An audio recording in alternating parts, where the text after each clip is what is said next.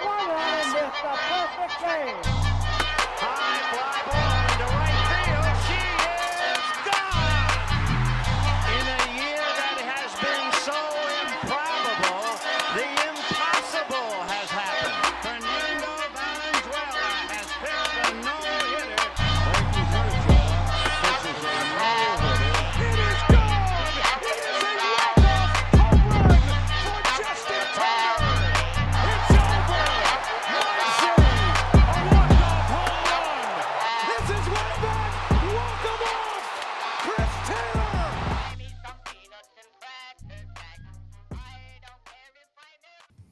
Dodgers, Padres, NLDS Game 5. Failure is not an option. We got lineups. We're talking Yamamoto, the Dodgers pitching plan. That's coming up next on Dodgers Dugout Live. It's time for Dodger baseball. Welcome to Dodger Stadium. Dodgers win. This is the golden age of Dodger baseball. Grand slam. It's a double for Freddie. Mookie Magic. They're going to make big signings. They're going to make impact trades. This is the most anticipated season in Dodgers history. Dodgers have won it all in 2020. Think blue, bleed blue, and I'm out. What is up, Dodgers Nation, and welcome to Dodgers Dugout Live. My name is Doug McKain, credentialed member of Dodgers Media. You can follow me on X and Instagram at DMAC_LA. And if you haven't yet, be sure to subscribe to the Dodgers Nation YouTube channel, the #1 Dodgers YouTube channel in the game.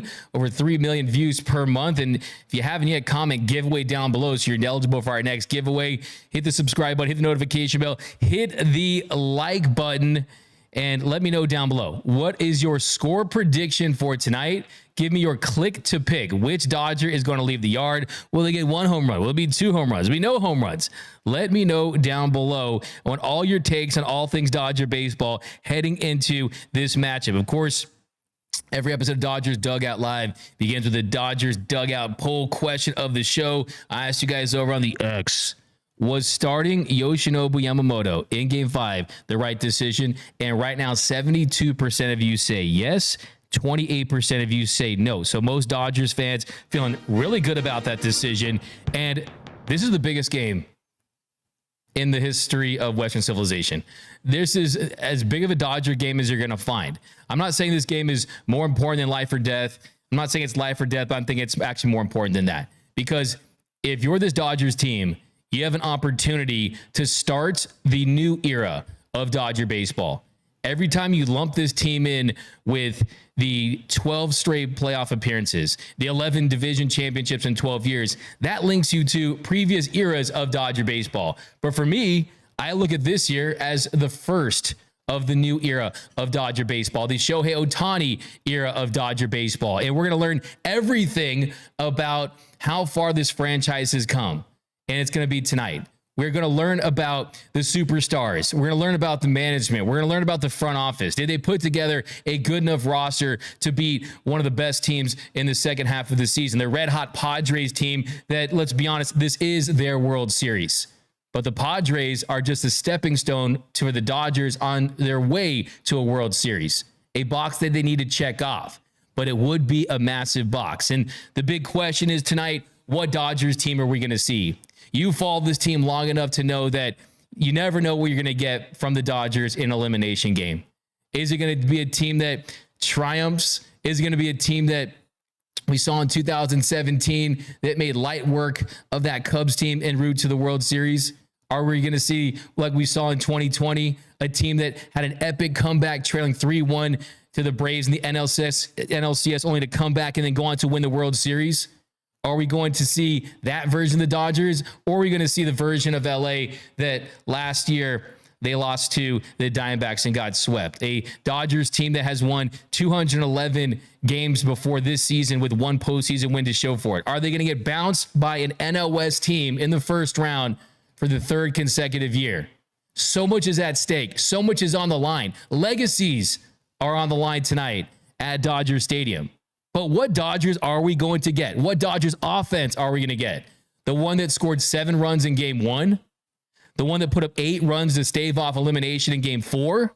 Or are we going to see the one that couldn't get anything going in games 2 and 3, where you had short at-bats, expanding of the zone, minimal hard contact?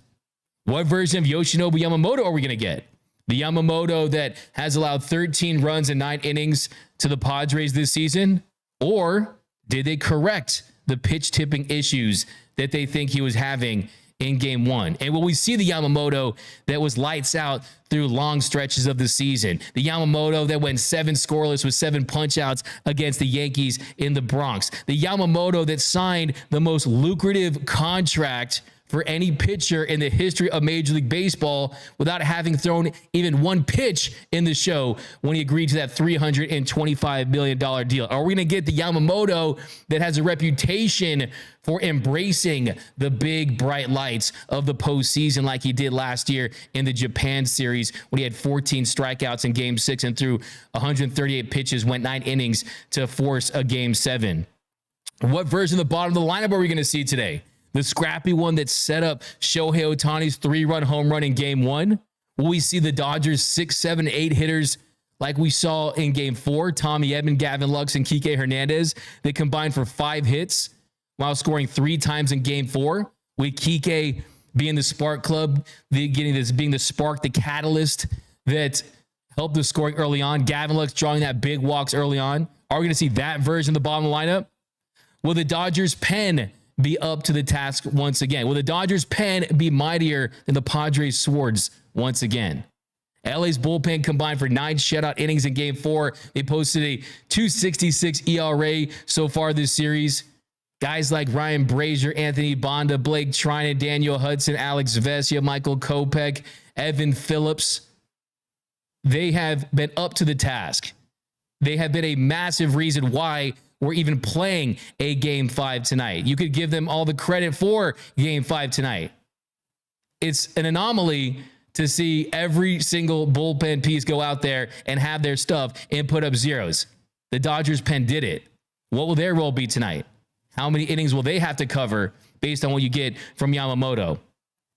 Will Dave Roberts continue to push all the right buttons? I know that there's always going to be Dave haters out there. There's always going to be people that give him too much blame for losses and some people that give him too much credit for wins. But the truth of the matter is that this has been an A series for Dave. He's pushed the right buttons. He's pulled the right levers.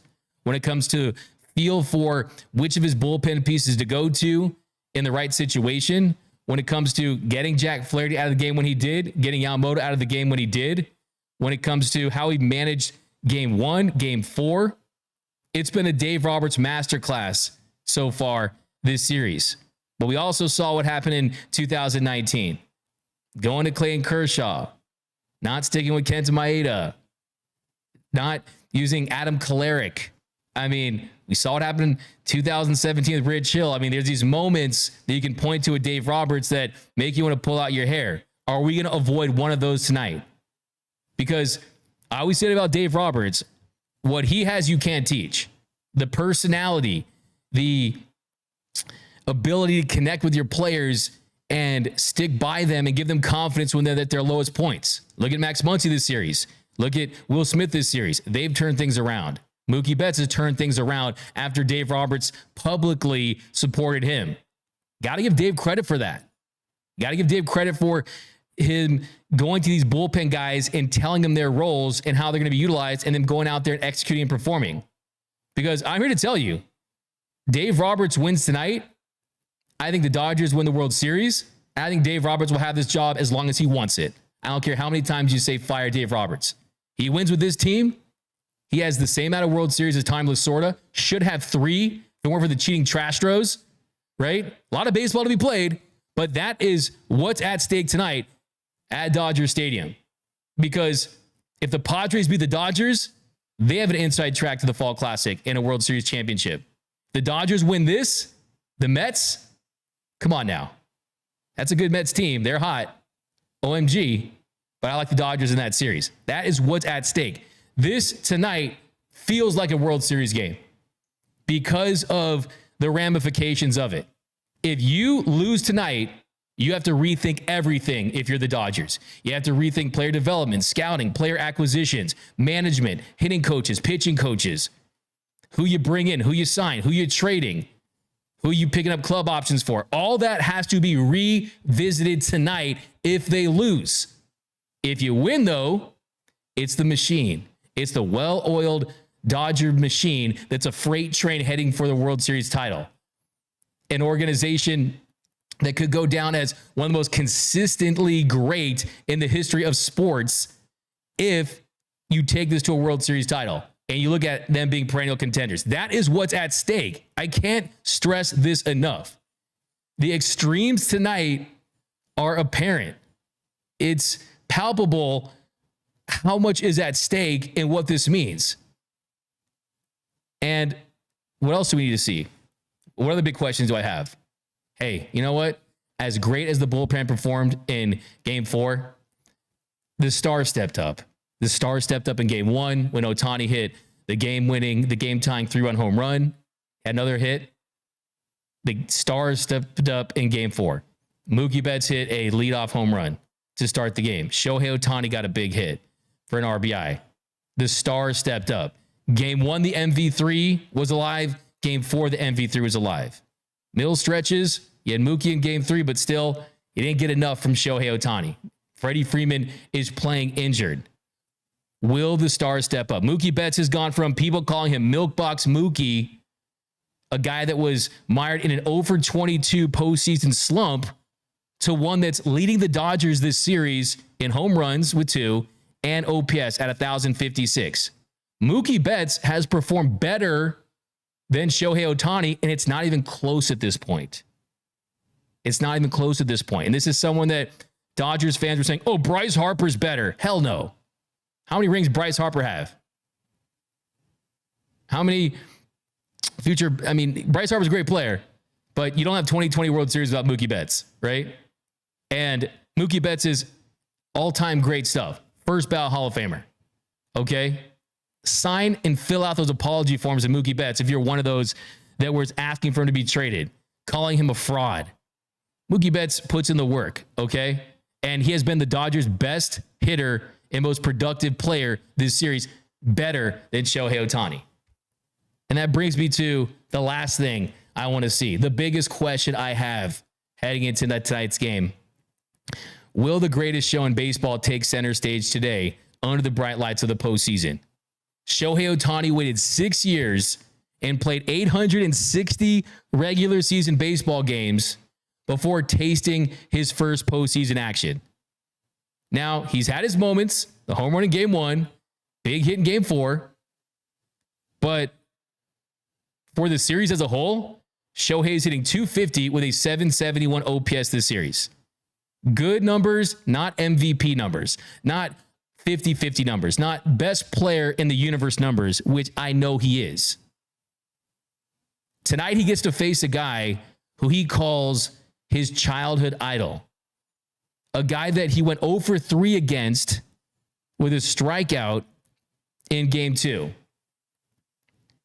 He gets to face his childhood idol in what's the biggest game, arguably, you could say the WBC final is a big game, but it's unquestionably the biggest game of his big league career. I'm rocking the 1-7 tonight because I'm expecting big things from Shohei Ohtani. I'm expecting big moments, clutch at bats, home runs, doubles, getting on base, doing what you did in the regular season, impacting the game on the base pass. But you have an opportunity against you, Darvish, to, I think, realize a childhood dream. It's your biggest game in Major League Baseball, and you got your childhood idol on the mound. And my message to Shohei Ohtani is the message that Shohei Ohtani had for his teammates in the WBC. Let's stop admiring him. If you admire him, you can't surpass him. We came here to surpass him, to reach the top. For one day, let's throw away our admiration for him and just think about winning. That's the mindset for Shohei Ohtani. Tonight is the new era of Dodger baseball crystallized. One that doesn't bow out and fold when the times get tough. One that doesn't stretch and reach and expand the zone and go cold and doesn't put up a fight. Find a way to win tonight by any means necessary and we could have a parade in LA for the first time in 1988, a little later this month. The Dodgers haven't won a postseason series at Dodger Stadium since 2013 against the Braves. Shout out to Juan Uribe. I mean, sure, yeah, the one-game wild card in 2021, but it's a wild card. Ain't the same. Their last 6 postseason series wins, not including 2020, have all been on the road. Let's hear the Ravine rocking tonight. Let's give these Dodgers fans who have been as loyal as any fan base for the last 50, 60, 70 years a taste of what it's going to be like for the next 10 years with Shohei Ohtani. Big wins when you're expected to win, when you do have the talent advantage, when you have invested in these players. Okay? I don't want to see a situation, oh, Yu Darvish was on tonight. Oh, they got a hot Yu Darvish. Oh, they couldn't figure him out. No. The game goes by fast, but find a way to win. In game 1, they saw just in game 2, they saw just 3.32 pitches per at bat against Yu Darvish. If you're not seeing well, take more pitches.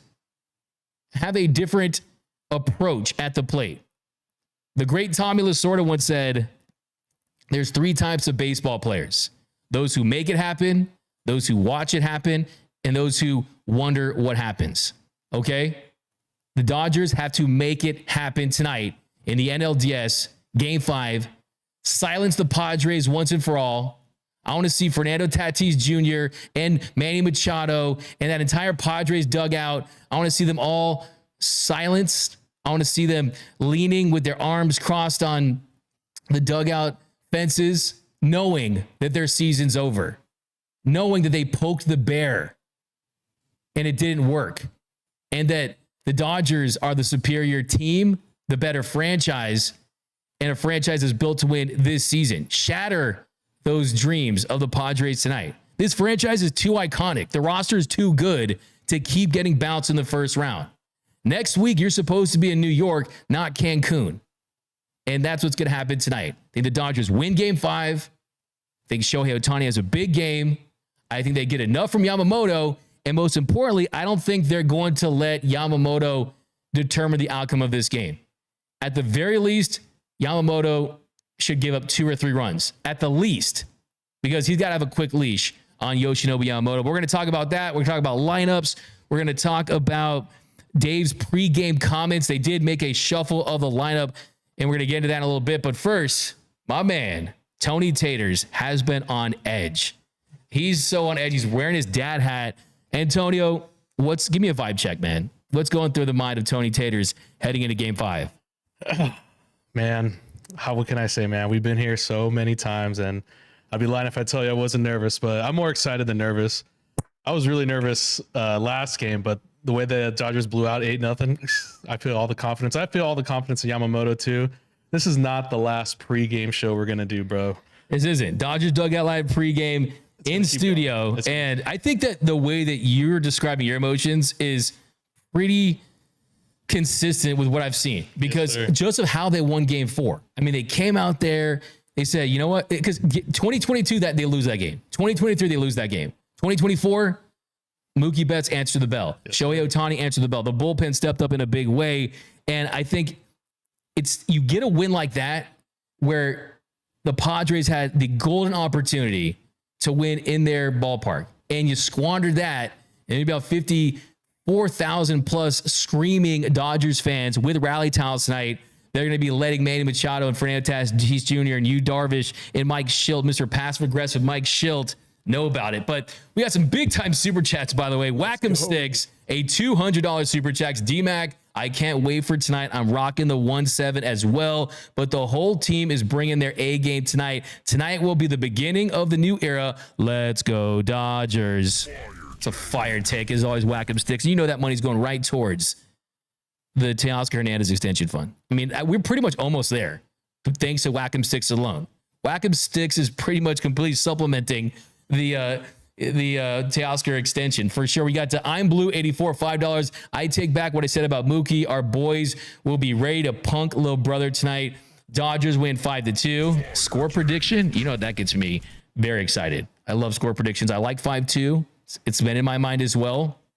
Anything past 2 kind of scares me.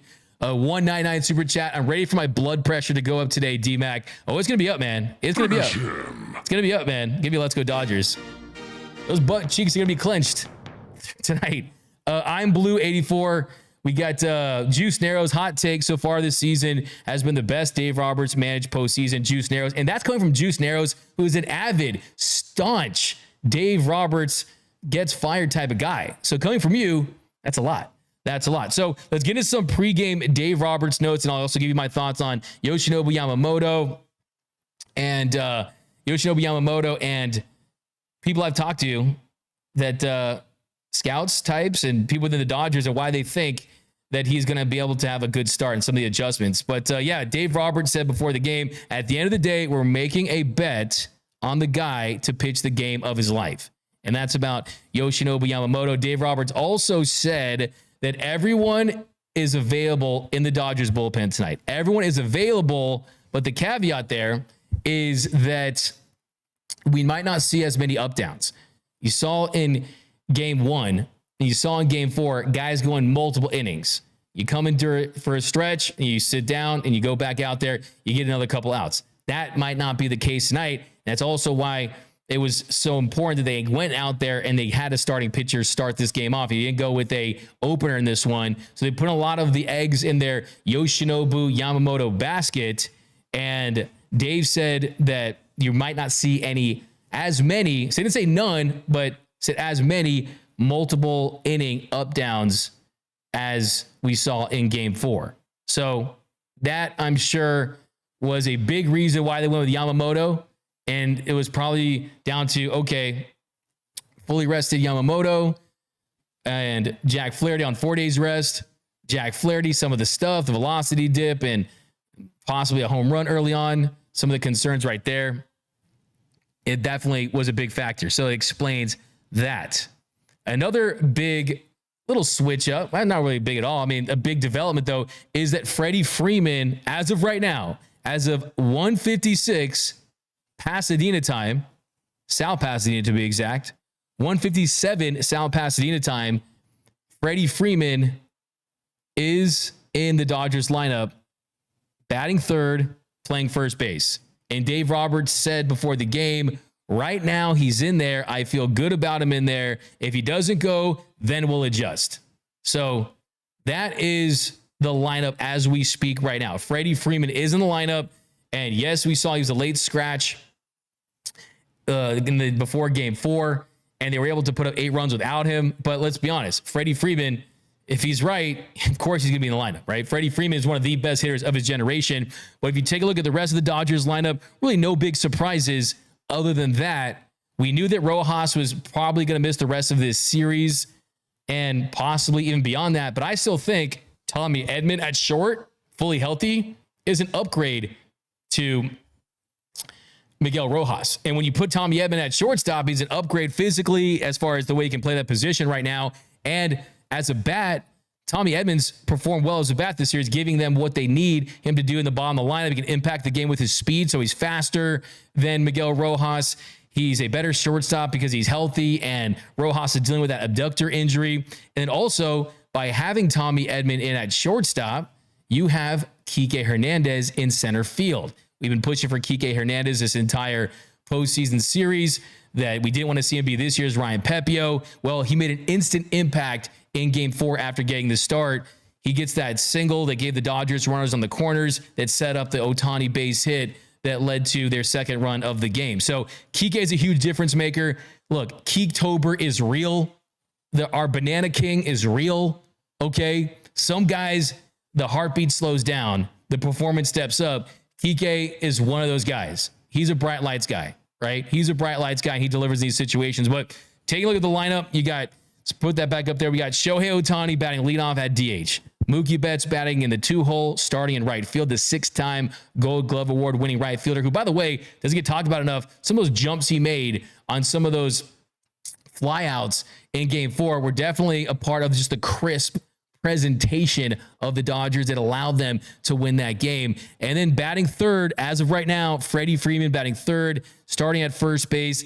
Then in left field, you got Teoscar Hernandez. That's another bat to look for this series. Teoscar Hernandez, We know what he did for this team in the regular season. We know what he did in game 3 when he hit that grand slam to make things interesting. And we know that he's someone that has that flair for the dramatic that we saw in New York. We saw early in this series. This is someone who wants to be at the plate. That's a big difference between players at this level. Is some players want to be in the box. They want those opportunities. And Teoscar Hernandez is certainly one of those guys that you want to see at the plate in a big spot, in a big situation. And so far this series, Teoscar, the Teal-Star, has gone 5 for 15. He's hit .333 with a .945 OPS and has the grand slam, 6 RBIs. He leads the Dodgers with 6 RBIs this series. Then behind Teoscar Hernandez in the lineup, you got Max Muncy. Now, Max Muncy was not seeing the ball well early on this series. He did get a little garbage time home run in game 2, but the at-bat quality has really increased and gotten better for Max Muncy. You saw the big double that he had that set up the Will Smith 2-run shot in game 4. And Max Muncy is someone that has had a lot of success in his career and has seen Yu Darvish quite a bit. In his career, Max Muncy versus Yu Darvish. Muncy is 10 for 41. So the batting average is not that great, but 10 for 41 with 2 home runs and 5 RBIs and 14 strikeouts. So Max Muncy is someone who definitely has the most. Him and Mookie Betts have seen him the most. So look for Max Muncy to be up there in a big spot and possibly have a big hit. I'm going to say it right now. I got Max Muncy hitting a home run. It's one of my called shots. I got a Muncy blast. I got a Muncy blast in this one. And then behind Max Muncy, you've got Will Smith batting 6th. He's 6 for 31 all-time versus Yu Darvish. He had drawn the walks early on this series, but you hadn't seen the results as far as getting base hits. Well, he hit a 432-foot tank that was the longest home run as far as feet goes this postseason so far. So the clutch prince is starting to get jiggy so far, and it would be a great time for him to look like the guy we saw a couple years ago that you won at the plate too. Never forget game 5 of the 2020 NLCS, his big home run when it was Will Smith versus Will Smith, and our Will Smith won that battle. So look for him in a big spot. Then we got the 7, 8, 9 hitters. They're going to be very critical in this one. The 7, 8, 9 hitters could determine this game because that gives Shohei, that gives Mookie more run scoring opportunities. That puts more pressure on Yu Darvish as far as getting the pitch count up, trying to get him out of the game as soon as possible to get into this Padres bullpen that's rested, and they're going to be ready to go with their high leverage arms tonight. Well, batting 7th, you have Kike Hernandez. And when the original lineup came out, you had Gavin Lux batting ahead of Kike, but now you got Kike. He's 2 for 11 all time with an RBI and 4 strikeouts against Yu Darvish. And then batting 8th, you got Gavin Lux. Gavin Lux has quietly put together a very, very productive series. Lux is 5 for 15 with an 886 OPS, a home run and 3 RBIs. He's 4 for 17 lifetime against Yu Darvish. And then batting 9th, I think is a major upgrade and a boost right now, is Tommy Edman. He's 6 for 18 all time versus Yu Darvish, hitting 333 against Yu. And then on the series, hitting 286 for the series, he's 4 for 14. But I like that lineup, the bottom of the lineup, top of the lineup. This is a lineup that can get to Yu Darvish. This is a lineup that can get to Yu Darvish. And I think the biggest key for me and why I think the Dodgers will get to Yu Darvish and we won't see a repeat performance like we saw in game 2 is 1, it's their second time seeing him. 2, Yu Darvish is on 4 days rest. Yu Darvish on 4 days rest this season, 4 starts, has a 6.43 ERA, a 138 whip, opponents are hitting 284, and has a 905 OPS against. So not only are you seeing Yu Darvish for the second time, not only is he pitching on 4 days rest, but the offense has clicked in between his last start up until now. So I like the Dodgers going up against Yu Darvish tonight. I'm confident, and I think that it's going to be a different Shohei Ohtani this time around. It's going to be a different Shohei Ohtani this time around. So we're going to pick up on the pitching matchups as well, talk some Yamamoto, but let's dive into the super chats. You guys are firing away. Welcome to Dodgers Dugout Live, the #1 Dodgers show. This is the #1 Dodgers show on the internet. It's all thanks to you guys and Tony Taters. But yeah, guys, we are killing it here, and it's all because of you guys rock with your Los Angeles Dodgers. Keep with the comments, and we appreciate you guys. This is your show, really. I'm just hosting it. So welcome to Dodgers Dugout Live, a special 2 o'clock in the afternoon edition. Also, you guys already know this, but join us immediately after the game. Immediately after the game, we are going to be going live, and this is going to be a big one. We're either going to be celebrating and popping champagne, might see some shoeies, or it's going to be a dark one, and it's going to be sad. But there's no in-between today. No in-between. No in-between. Greatest show in the world. We're going to be partying. It's going to be the official after party for the NLDS. Join the official after party of the NLDS in a win. If not, well, we're going to have a lot to talk about. And there's going to be some serious takes in there. But we got a Scully53. Love the name. 199 super chat. Appreciate that. Ismael Sanchez, $10 super chat. Mr. Taters articulated the way all Dodgers fans feel perfectly. Let's go Dodgers. Do you guys like Tony Tater in the dad hat? Should he leave it? So here's the thing. If the Dodgers win tonight, Tony Taters can't shower for the rest of the postseason. I don't know about that one. Okay. Tony Taters has to leave the dad hat on for the rest of the postseason and keep the beard going. Oh, I'm already committed to the beard for sure. My girlfriend isn't starting to make me want. She wants me to shave it a little bit, but I'm like, no, this stays for the post. The beard's staying and the hat's staying too. Yes, sir. I'm down with that. Let's go. Sneaky Panda, D-Mac, if they win, can you show us your Dodgers dog and throw back to the juicy torta? Okay, that's a bruh. But thanks for the $5. I'll read anything if you give me money. Dan Tecular, Cheesehead, $4.99. How do the Dodgers attack you, Darvish? And what are your thoughts on Freddie's performance this series so far? I mean, attacking you, Darvish, really comes down to how are you going to see his stuff? Because you, Darvish, was asked about what his plan is going to be against the Dodgers. Well, he said, I don't know what my plan is. I have to see how they're swinging at my stuff, how they're offering at my stuff. And that is the biggest key is you, Darvish, is someone that doesn't go into a start against a Dodgers team thinking, okay, I'm gonna attack this guy here with this pitch.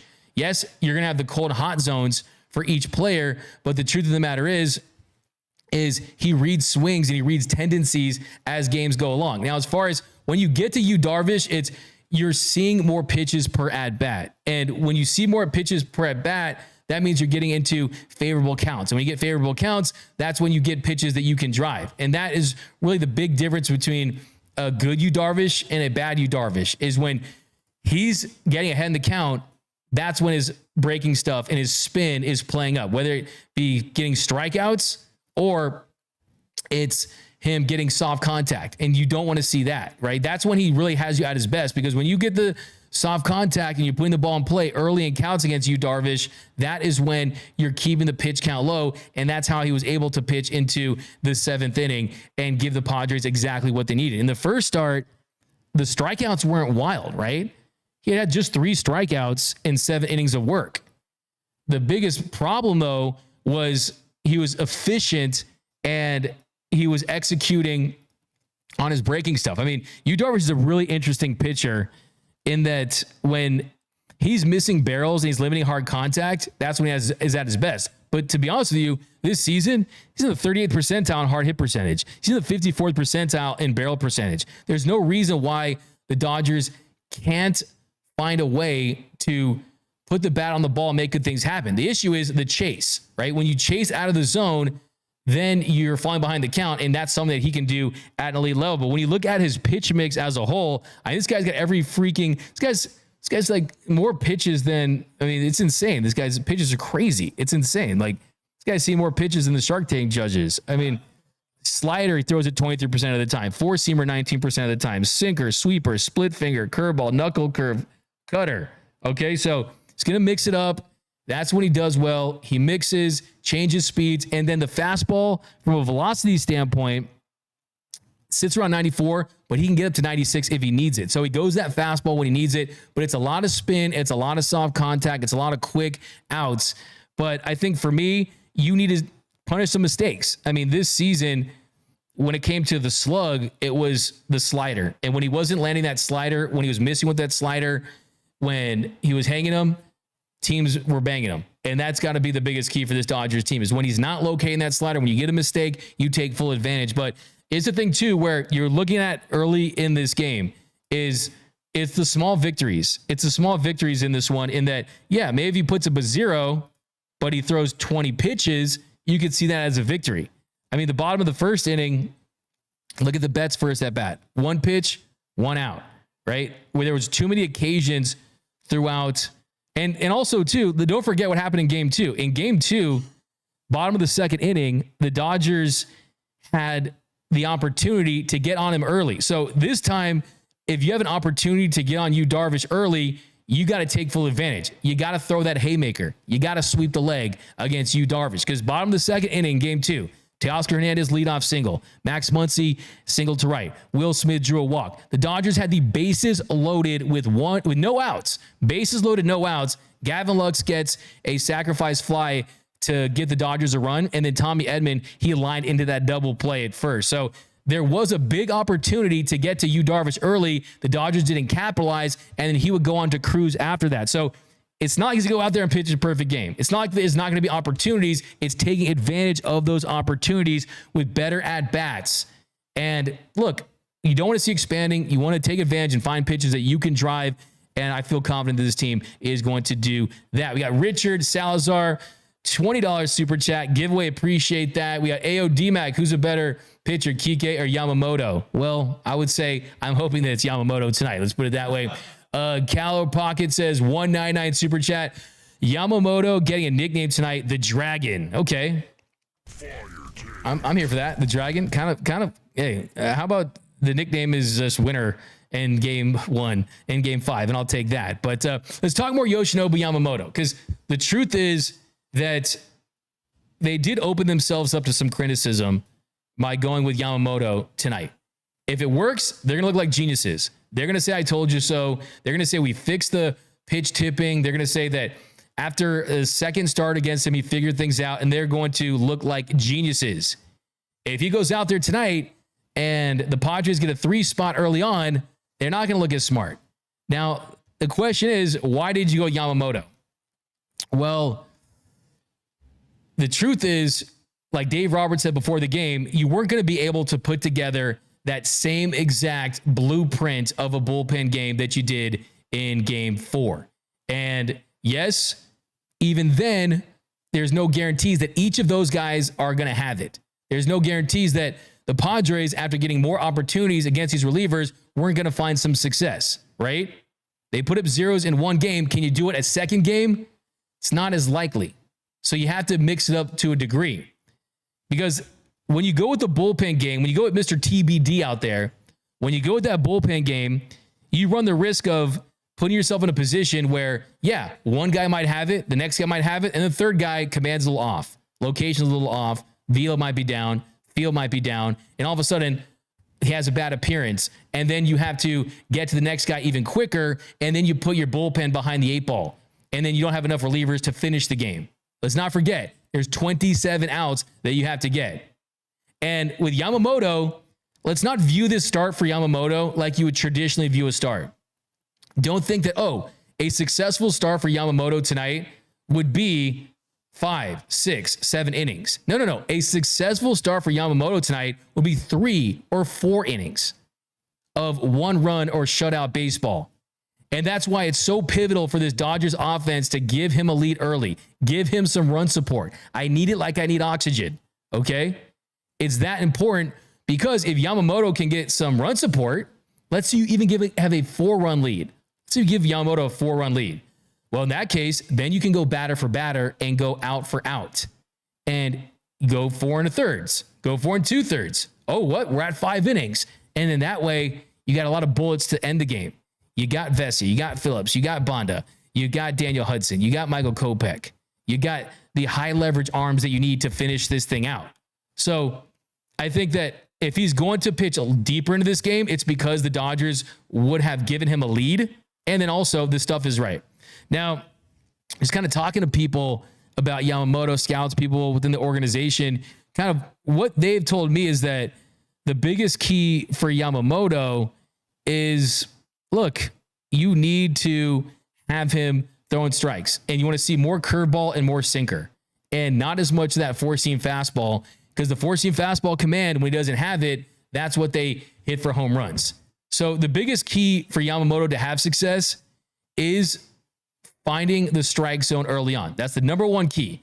Look, go to Pitching Ninja and watch his highlights, right? Sliders, nasty sliders, dirty sliders, stuff that's nastier than a gas station bathroom, nastier than a porta potty at a music festival, right? Nastier than Tony Tater's search history, right? Right? Don't remember me out like that. My girlfriend watches this. Shout out to Melissa. Melissa. Okay. Right? Nasty stuff, right? Nasty stuff. Pitching Ninja, the GOAT. But don't fool yourself. Like Sandy Koufax says, the best pitch in baseball still is and always will be a well-located fastball. And that is the number one key for Yoshinobu Yamamoto tonight. Can you establish the strike zone in this one? Can you keep this Padres lineup that is the best at baseball when it comes to putting the ball in play and limiting strikeouts to keep them at bay? Can you find a way to do that? Because if you look what happened in game one, bottom of the first inning, if you look at that at the top of the first inning in game one, what happened in that one? The strikeouts weren't there. The command wasn't there. If you look back at some of those at-bats, Luis Arias has struggled all postseason long. He's hitting sub 200. He was able to get a leadoff single to left.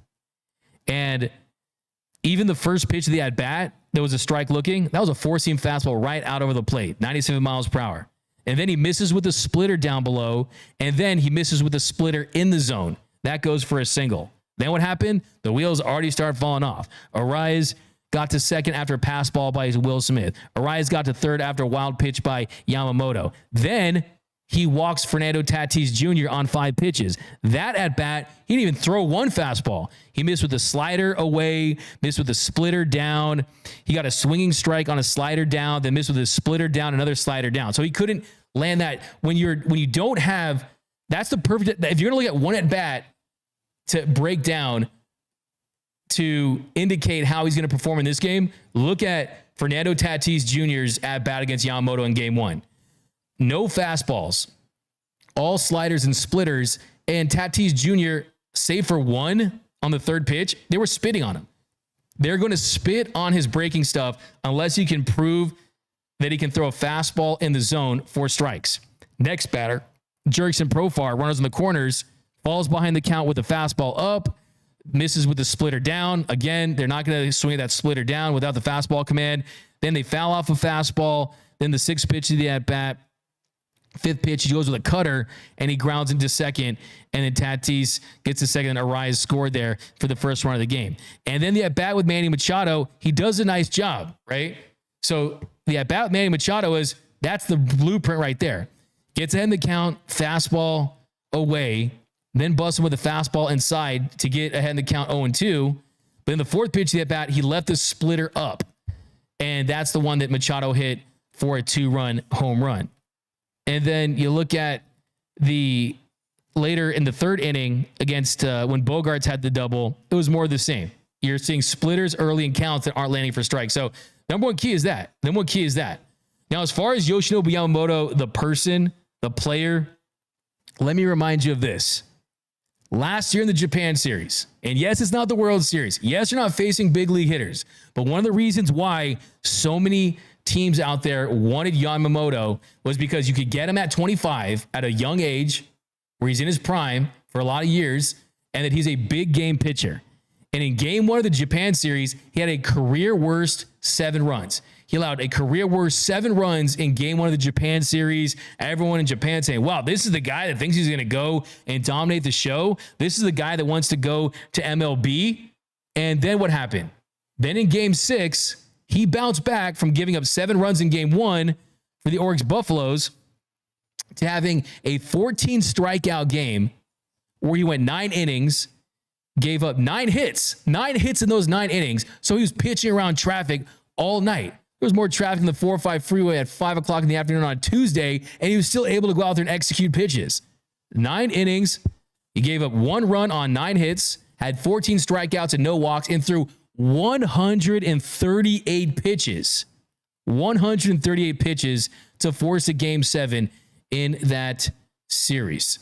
That is the DNA that he has. I remember asking Yamamoto in Korea about being a big game pitcher and the bright lights of being a big game pitcher. And he said, that's what I do. That's where I feel most comfortable. That's where I have my most confidence, is doing that and being on that big stage. So don't kid yourself. Yoshinobu Yamamoto is ready for the bright lights of Game 5. The question is, can he go out there and execute pitches? Can he land the fastball? Can he keep the splitter down in the zone? Live low and live long. That is the biggest key for him. Because the truth is, bullpen games, success for bullpen games against talented lineups, they're an anomaly. You needed 3 innings out of one of your starters. The Dodgers believe that's Yamamoto in this one, and we'll see if that transpires tonight. But look, Yama's got to save us, man. Yama's got to save us. But Dave Roberts talked about the decision to go with Yamamoto and fixing the pitch tipping issue that they have since corrected. Here was Doc talking about Yamamoto before today's start. Those are things that we're talking through. I said it, I think, yesterday after the game. We have 6 or 7 relievers available. So I feel good about the relief kind of coverage. How Yoshinobu's a part of it, we're still kind of talking through it. I think the main variable is seeing our guys go out there today, play catch, see how they feel, which will give us a little bit more information on ultimately, who takes the brunt of the game, who starts the game. But to your question, I just feel that he'll do whatever we ask. I think that I think we've cleaned some things up. And so to their credit, they've done a good job of scouting and things like that. But I think that as far as overall kind of where Yoshinobu's at, I feel really comfortable. I think, the Korea start's even really hard to even talk about. I think I think over the course, it's just lack of command. When he hasn't commanded the baseball, he hasn't been really that good.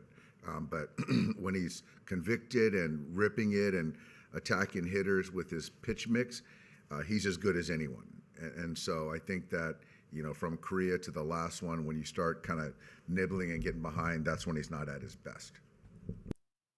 So there you go. Dave Roberts, the organization, they're confident in Yoshinobu Yamamoto tonight. And the truth of the matter is look, you go out there, you spend $325 million on a starting pitcher.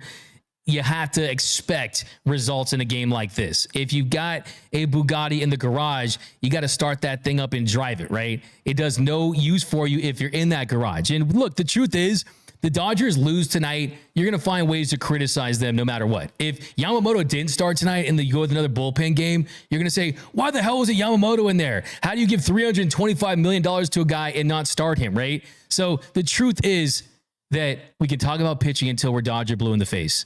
And we've broken it down every single layer we could. But this team is going to win tonight if this team hits. They hit in game 1, they won game 1. They hit in game 4, they won game 4, right? That is what it's all about. Can you hit? Can we turn the page and start a new chapter of Dodger baseball tonight, like we talked about?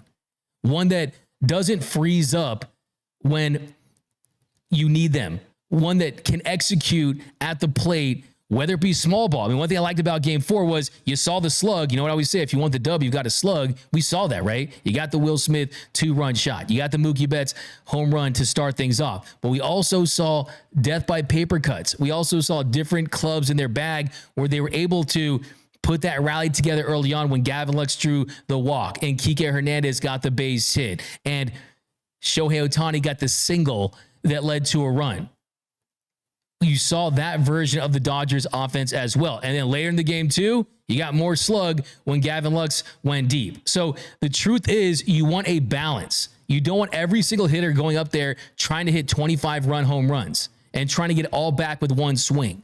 And that's why it's imperative that an early lead happens tonight, because that's what you need. Now, as far as Yamamoto and everything that goes, I mean, I will say you guys heard my take on Yamamoto, and I've given you all the numbers that hopefully are reversed tonight, because on the nose, it doesn't make sense, right? On the nose, you'd say to yourself, wait a second, Yoshinobu Yamamoto against his Padres team isn't a good matchup.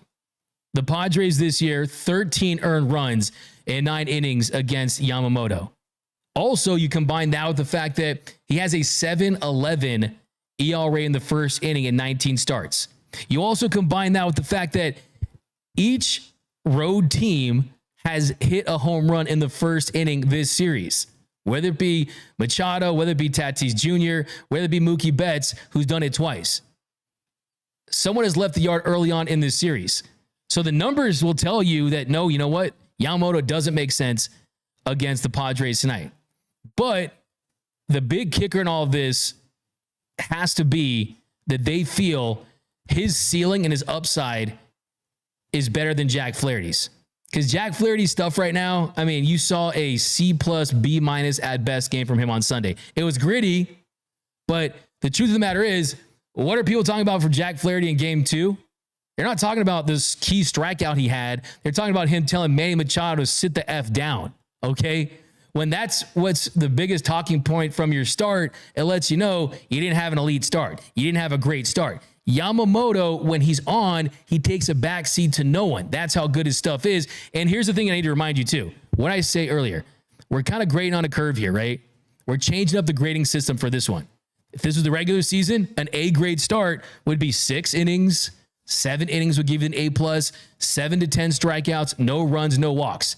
An A today for Yoshinobu Yamamoto would be 3 innings, 4 innings, 1 run or less. And you're giving this bullpen time to cover the rest of this game. So let's think about it this way. Now, the big question I have, though, as far as critiquing this is not going with an opener to get to Yamamoto, right? And you could have theoretically gone with the Ryan Brazier early on because you got the left-handed hitting Luis Arias, and Brazier has good even splits, especially since he's out of that cutter. But Brazier against Tatis Jr., against Manny Machado, and then you say, maybe then we go to a Yamamoto. But then, one, you take a guy out of his routine, and then 2, it's like, kind of like, what are we doing here, right? Yamamoto needs to be the Dodgers' ace, not just this series tonight. He needs to be their ace against the Mets, and he needs to be their ace against whoever comes out of the American League. So the truth of the matter is this season is going to be considered a success or a failure, not if they win tonight. The Dodgers could win tonight, and it'd be nice, it'd be better, it'd be an improvement. But the truth is, with the roster that they put together, it's World Series or bust. And no one's going to be happy out there with anything less.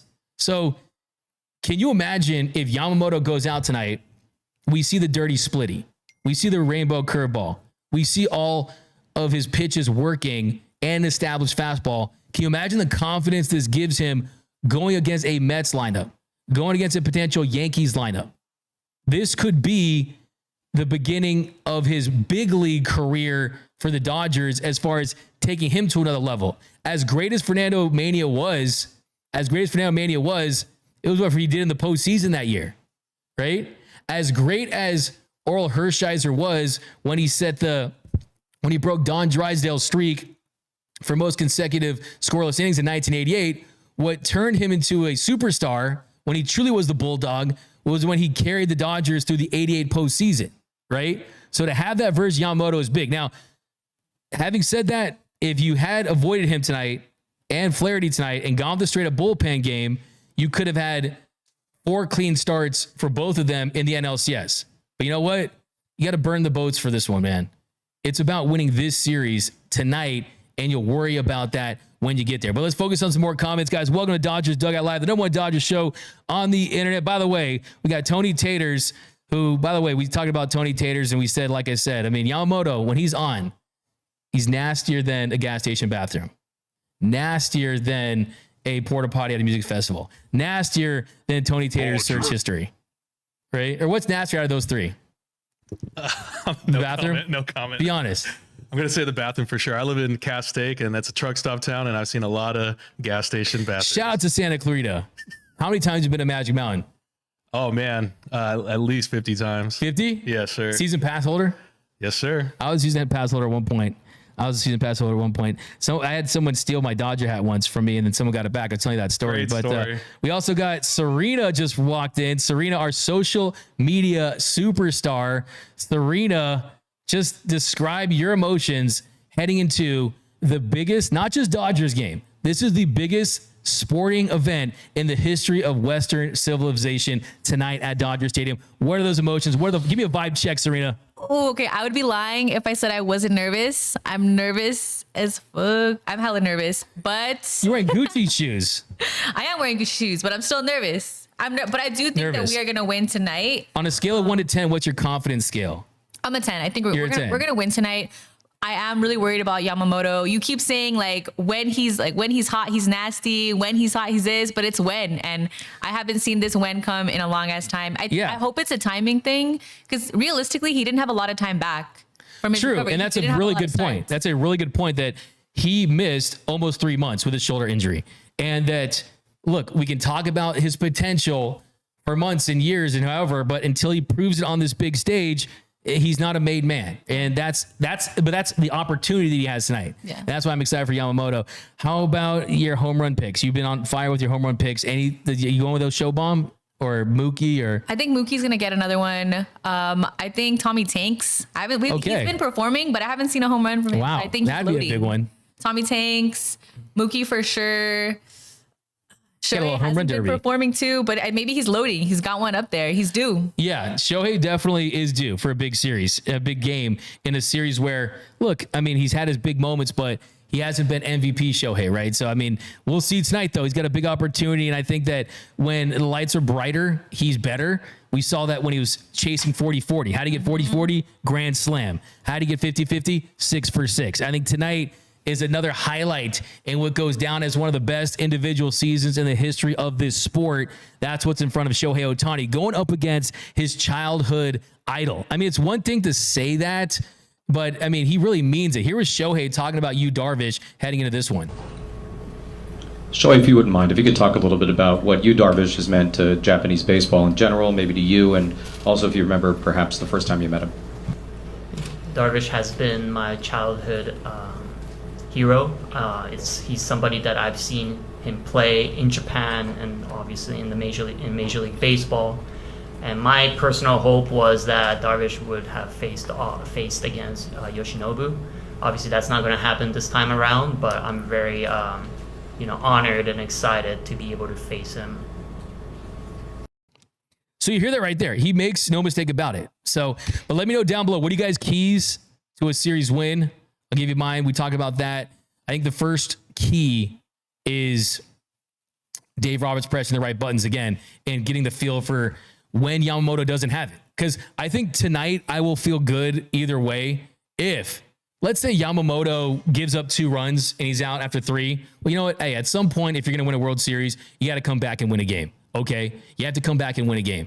And this team needs to prove they can do that. And they did that in game 1, right? They came back and won that game. That was a comeback victory. And this team has had 43 comeback wins this season.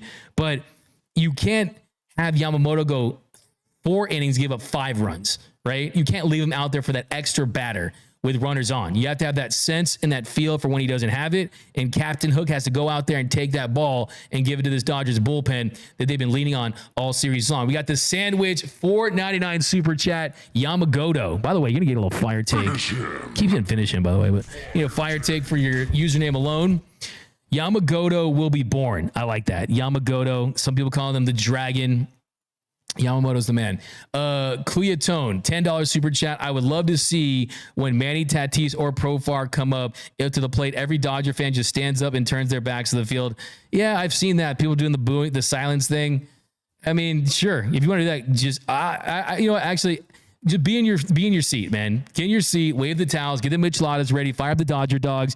I personally like Dodger Stadium when it's rocking. I don't go to baseball games to feel like a library. That's just straight up awkward to me. I think that idea is kind of. I'm not hating on the idea, but for me, I'm a big boo guy. Boo anything. Boo. You don't throw things. Right? You don't cuss at the players and their families and all that terrible stuff. But you know what you paid your right to is boo if you want. Okay? Let Manny Machado know about it. Let Fernando Tatis Jr. know about it. Do you really think these guys talking to these players, talking about, environments and atmosphere, the truth of the matter is that home field advantage in baseball means less than basketball. means less than football, means less than soccer, means less than anything you can really think of, right? Road teams have success in Major League Baseball. Whether you want to cheer, whether you want to be silent, road teams have success. And that's why you've seen since 1995, the road team since 1995 in game fives have gone 14-21. 14, and guess who just walked in? The whole crew's assembling. The Avengers are assembling here at the Dodgers Nation headquarters. We got my man, Mr. Noel Sanchez, Young Lotto. Let's do the LA thing again. How you do it? There you go. There you go. There you go. Z. There you go. There you go. D-Mac, hey, love to be here, bro. Hey, there he is. Nothing like game day with D-Mac. Hey, we're locking in, man. We got 2,500 live here. We're about an hour into the show. Whack'em Sticks is already paid. It doesn't even matter if the Dodgers want to bring back Teoscar because Whack'em Sticks is already paying for that contract alone. It can be paid through Dodgers Nation, a 3-year deal. Whack'em Sticks, another super chat, 100, throwing a Billy on us. Does anyone really doubt Ohtani? Dude has literally never lost anything in his life. This game is signed, sealed, and delivered. Final score 6-2. I'll see you post game. Yeah, guys, join us for the Dodgers Nation post game show.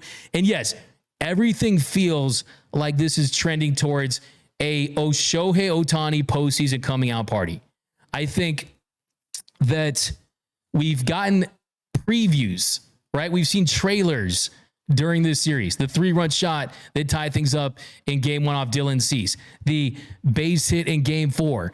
I mean, the fire they show from the dugout yelling at the umpire for costing the Dodgers a run. But I think the movie is tonight. I think tonight is the Shohei Ohtani on a big stage, embracing the big lights. Tonight is going to be the most watched Major League Baseball game all season up until now. Okay? It ain't on FS1. It's on Big Fox. Okay? It's Dodger Stadium with 50,000 strong. And the best matchup, I think you could make the case, the Dodgers versus the Padres, when it comes to just the juice between these two. These teams hate each other. Don't kid yourself. There's dislike between these two teams. You have Estrada, the softest player in Major League Baseball history, by the way.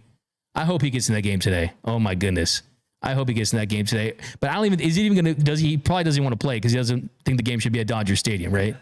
So tonight is going to be magnified.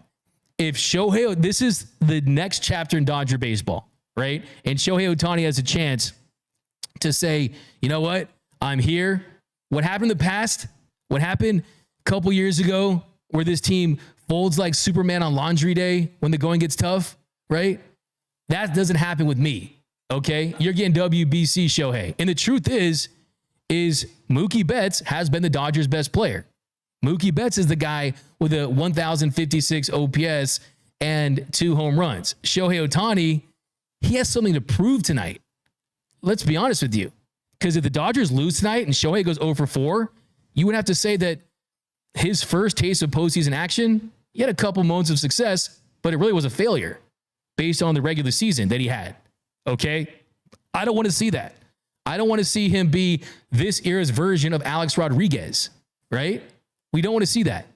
And something tells me that he could not be more excited. And also, too, let's not forget, Fernando Tatis, he is the best player on the planet right now. Hey, Shohei, go out and prove you're better than Fernando Tatis Jr. Go out and prove that you are, along with Aaron Judge, the best player in the universe. Judge hasn't been great in the postseason. Ohtani, it's been a mixed bag so far, but Tatis Jr., without any shadow of doubt, he's unquestionably been the best player on the planet. Shohei, this postseason, has 4 home runs. He's hitting 500 with a 1759 OPS. Okay? That's ridiculous. And I think that Shohei Ohtani needs to show him who's the best player tonight. But let's do some home run picks. I got Max Muncy and Shohei hitting bombs tonight. Let's be honest. When this team wins, you're seeing 1, you're seeing 2, you're seeing 3 home runs. I mean, you saw last game. Smitty hit a bomb, Luggs hit a bomb, Mookie hit a bomb. I got Muncy, who lifetime Muncy has 2 home runs off of Yu Darvish, and then Shohei Ohtani homering off of his childhood idol. It'd be pure cinema at Dodger Stadium. Okay, Tony Taters, give me your home run picks. I'm going to say my dog, he's going to pull a Kirk Gibson. He's going to pull a Kirk Gibson and get a home run, Freddie Freeman. But he's in the lineup. Oh, I guess so. But I'm just playing. You know what I'm saying, though. An injured home run, maybe a walk-off. Who knows? Yeah. Hopefully it's not a walk-off situation. If he does, I'd be very disappointed. If he doesn't do That's right. the Kurt Gibson. And I also think our boy Yamatortas is going to go at least 5 innings. Yamamoto's going 5 innings. Let's go, baby. If he were to go 5 innings, that tells me the Dodgers have an early lead because if it's tight, I think he goes 3 or 4. But if you do give him a 4 or 5 run lead, might as well go batter for batter and try to get as much length out of him so you can hand it off to that bullpen to get the final outs and take this team to the NLCS. All right, Serena kind of hinted at it, but you could just like double down if you want, change your mind. Who do you have leaving the yard tonight for your boys in blue? Oh, wrong one. I'm going to go Mookie Betts, Tommy Tanks, and Teoscar. 3 bombs. A 3-bomb special for Serena. She had Teoscar. She has Tommy Edman. Tommy Edman, if it's Tommy Edman, I'm asking for the lottery numbers because Tommy Edman, his role, bottom of the lineup, he's batting 9th tonight. Kind of looked at to get on base, change the game with his speed. But hey, we've seen, I mean, he's the guy who's had 2 home run games this season. So he can run into one. He can hit a home run as well. So I like that pick. I like it. You don't go the easy way. You got to go with the hitting one. I respect that about you, Serena. Okay, Noel, give me your home run picks. Hey man, I think it's about to be a home run party out there in Dodger Stadium. Like you said, biggest game of the season. This is the matchup we all waited for. They're giving us 5 games. I think it's only right that the MV3 all go deep once again. Wow. Give me Shohei, give me Freddie, give me Mookie, and Dodgers gonna win tonight. There we go. There, you got a score? You got a score? A score prediction, I'm gonna go Dodgers 8, Padres 5.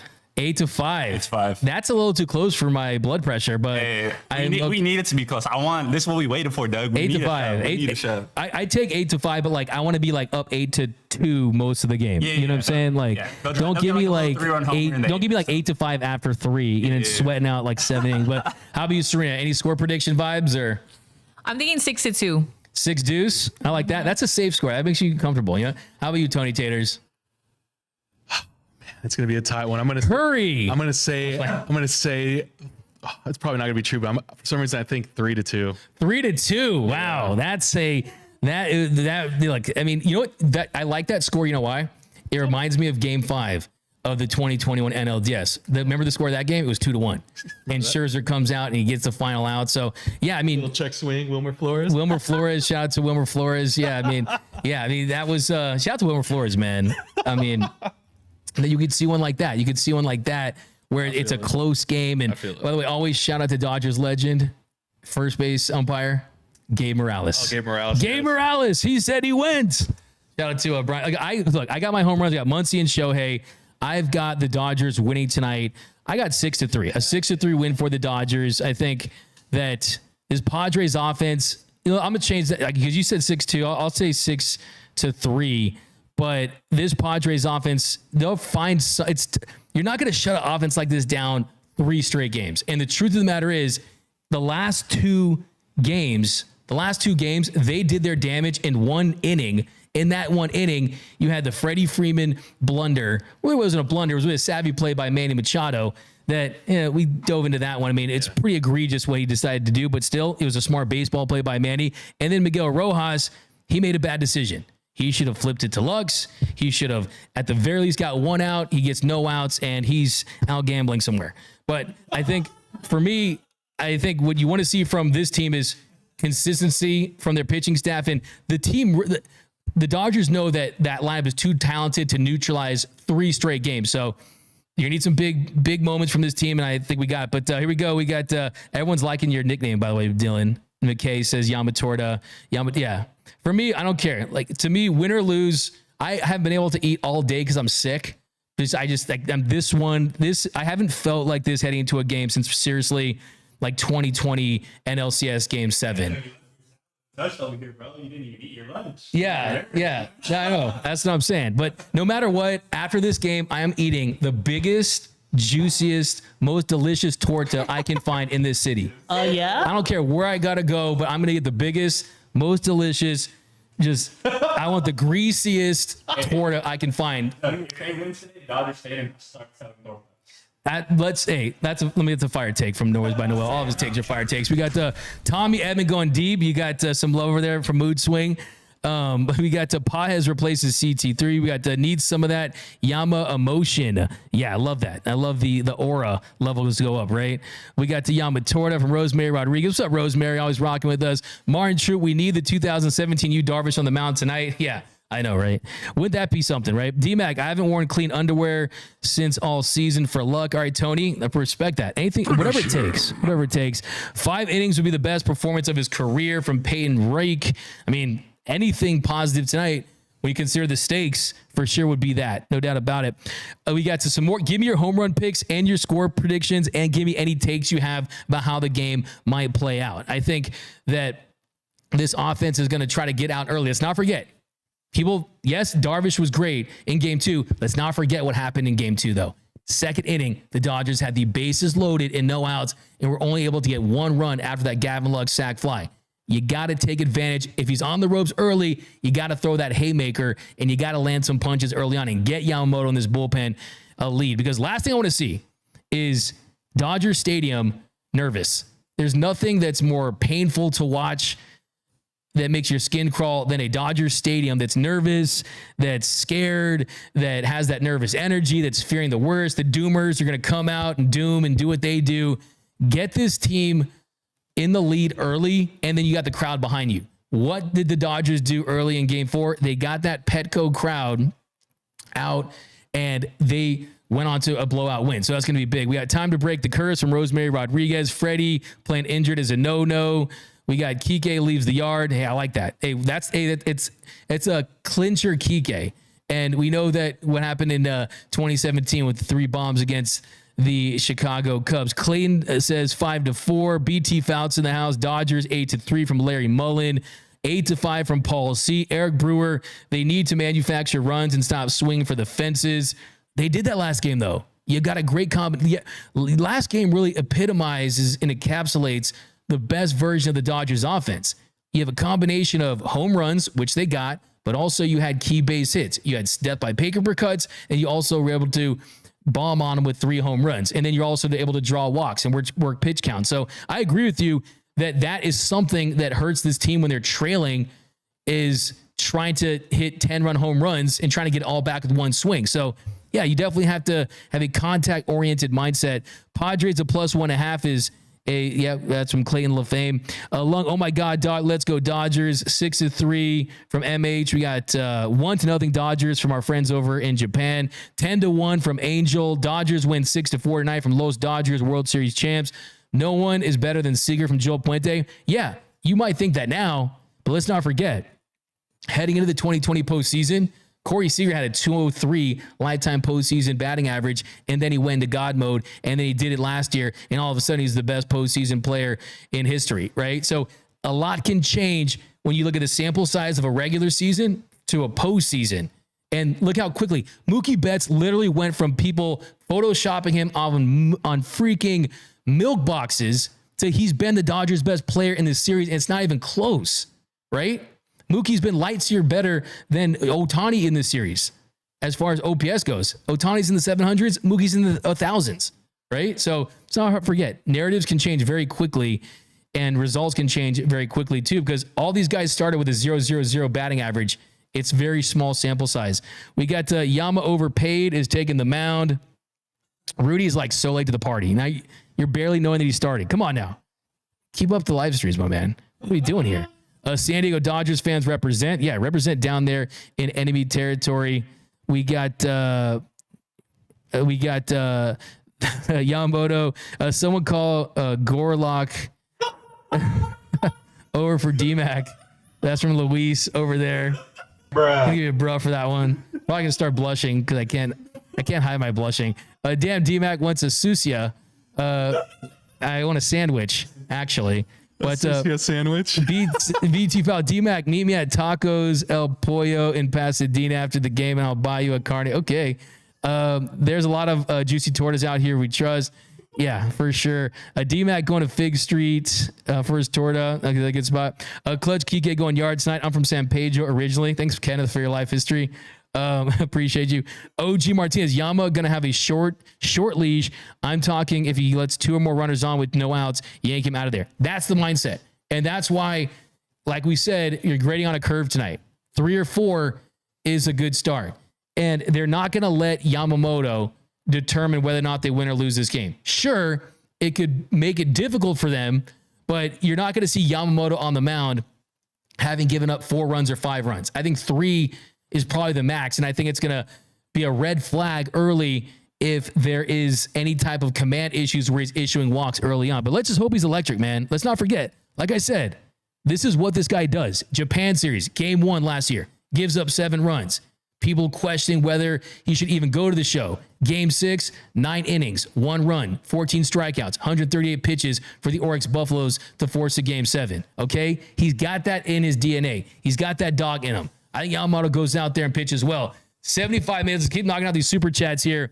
$5 super chat. Okay. This is from I Am Blue 84, Tony. So don't blow your back out again eating the greasy torta. You actually have to end the show. I have to walk for 20 minutes right now. Silencer 818, $5 super chat. We got to get home runs before Scott and Suarez come in. Ride the bullpen. It's a proven winner. Okay.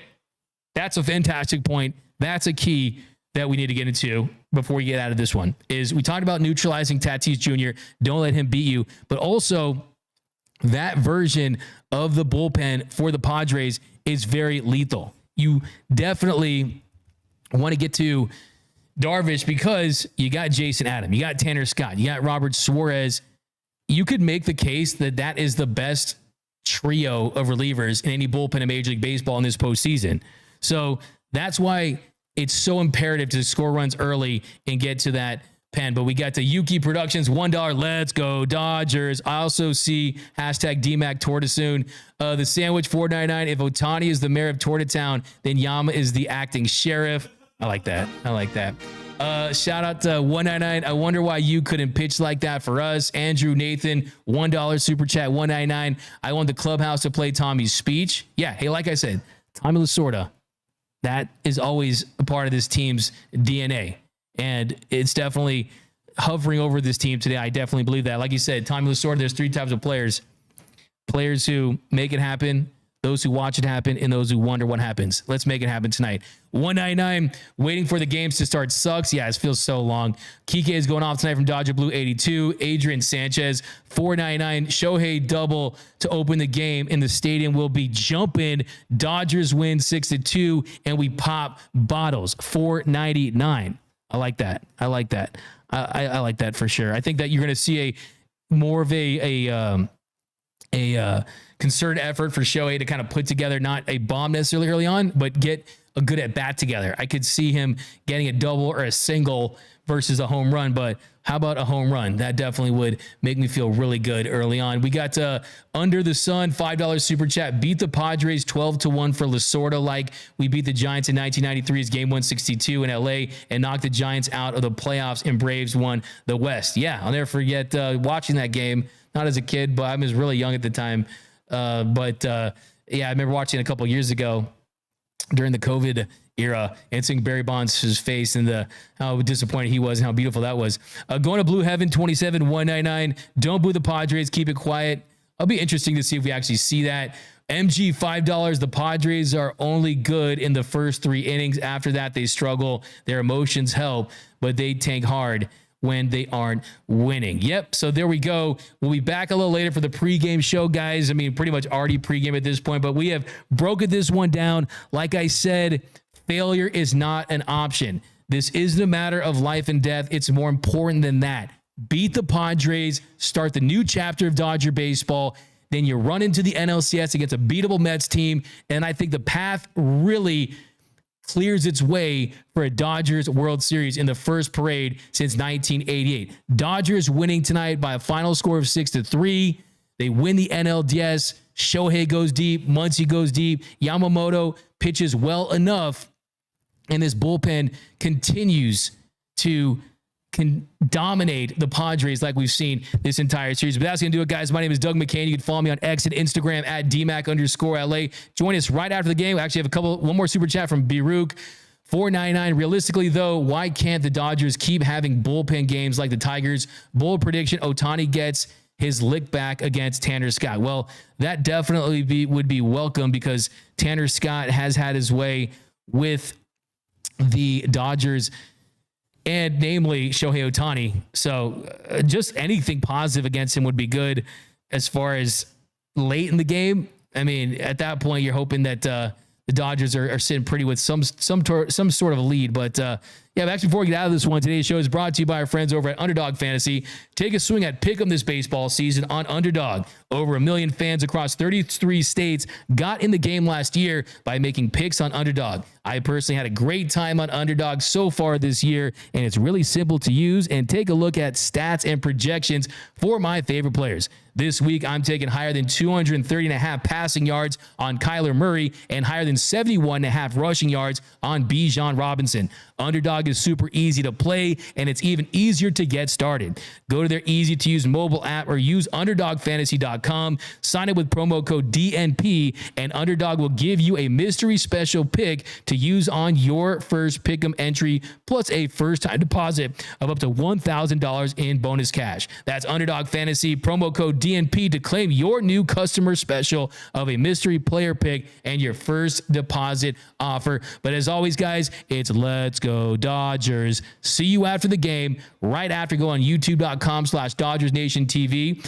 It's going to be an after party, guys, or it's going to be the darkest, saddest show we've had all year. So there's no in between. So join us either way and enjoy your next couple hours before first pitch. And we'll see you right after the game, guys. But that's going to do it. If you haven't yet subscribed to the #1 Dodgers YouTube channel, hit the subscribe button, hit the notification bell, hit the like button. And remember, nothing brings us together quite like Dodger baseball. And until next time,